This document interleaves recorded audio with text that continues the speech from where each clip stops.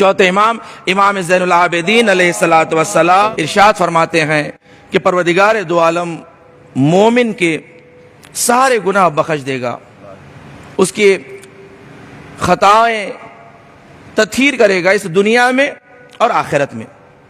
امام نے فرمایا کہ مومن جو ہماری ولایت رکھتا ہے، ہماری محبت رکھتا ہے، امام نے فرمایا اللہ اس کے گناہوں کو بخشے گا سوائے دو گناہ کے، سوائے دو گناہ کے اللہ یہ دو گناہ کبھی نہیں بخشے گا۔ یہ چوتھے امام کی حدیث ہے۔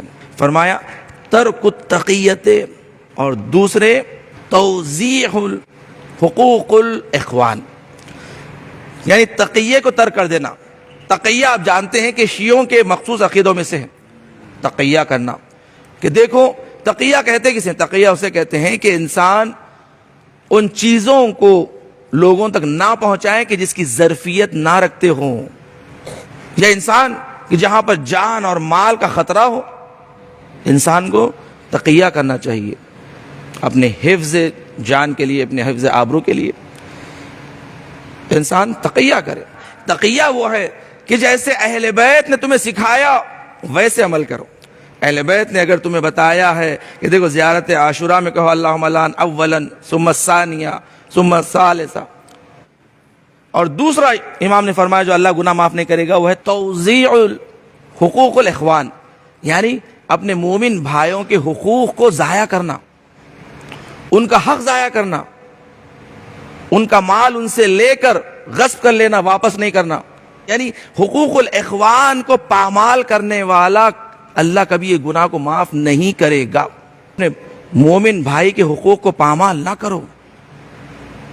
اتنا شدید اہل بیت نے حقوق الاخوان پر حدیث بیان کی ہے۔ حق کو غصب کرنا اللہ کے نزدیک بہت بڑا گناہ ہے۔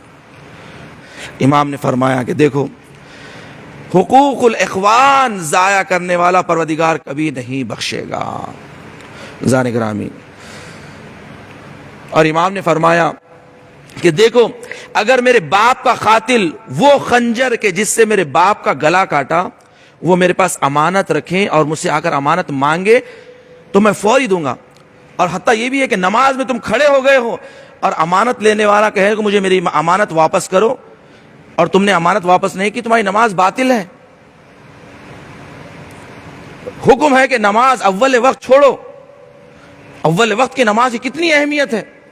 کہا جب کوئی امانت مانگ رہا ہے اپنی اور تم اسے واپس نہیں کر رہے ہو تو یہ تمہاری نماز باطل ہے، تمہاری عبادت باطل ہے۔ یہ ہے سید سجاد۔ عزیزان گرامی، کیا ہم اس امام کے ماننے والے ہیں؟ کیا ہم ایسے معصومین کے فالوورز ہیں؟ عزیزان گرامی، واقعاً یہ زندگی کے ایک ایک لمحہ ہمارے لیے ایک سبق ہے، عبرت ہے۔ انسان موت آنے سے پہلے بیدار ہو جائیں، بیدار ہو جائیں، اپنی غلطی کا اقرار کریں۔ عزیزان گرامی، یقیناً اہل بیت علیہ السلام بڑے کریم ہیں، بخشنے والے ہیں۔